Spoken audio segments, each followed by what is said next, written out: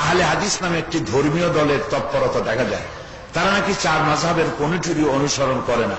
এখন প্রশ্ন হলো, চার মাযহাবের মধ্যে থেকে কোন একটির অনুসরণ করা কি আবশ্যক নয়? যদি কেউ অন্যদের মধ্যে হতে কারো অনুসরণ না করেন, তাহলে তাদের ব্যাপারে হুকুম কি? খুব ভালো ভালো প্রশ্ন করছে, আলহামদুলিল্লাহ। যেসব মা বোনেরা প্রশ্ন করেছেন, আল্লাহ তাদের উপরে রহম করুন, আমরা বলি আমিন।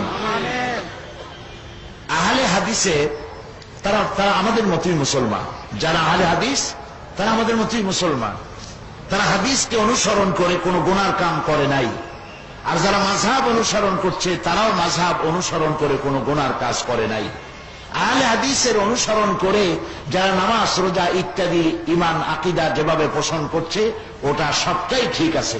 আর আমরাও মাযহাবের অনুসরণ করে যেটা করছি, এটাও ঠিক আছে। কোনোটার মধ্যে আমি কোনো তারতম্য দেখতে পাই না। আমলের দিক থেকে কিছু পরিবর্তন, হয়তো ওরা একটা করতেছে, আমরা আর একটা করতেছি না, এইরকম। কিন্তু ফরজের ব্যাপারে এই ব্যতিক্রম হচ্ছে না। যেমন তারা হাত বাঁধে বুকে, আমরা বাঁধি নাভিতে। নবী করিম সাল্লাল্লাহু আলাইহি ওয়াসাল্লাম দুটোই করেছেন। নবী করিম সাল্লাল্লাহু আলাইহি ওয়াসাল্লাম নামাজের ব্যাপারে কোন একটির ব্যাপারে হার্ড লাইনে ছিলেন না। তিনি কখনো হাত বুকে বেঁধেছেন, কখনো নাভিতে বেঁধেছেন, কখনো হাত ছেড়েও দিয়েছেন। হাত ছেড়েও নামাজ পড়েছেন, বাঁধেনি নেই। আমিন কখনো জোরে বলেছেন, কখনো আস্তে বলেছেন।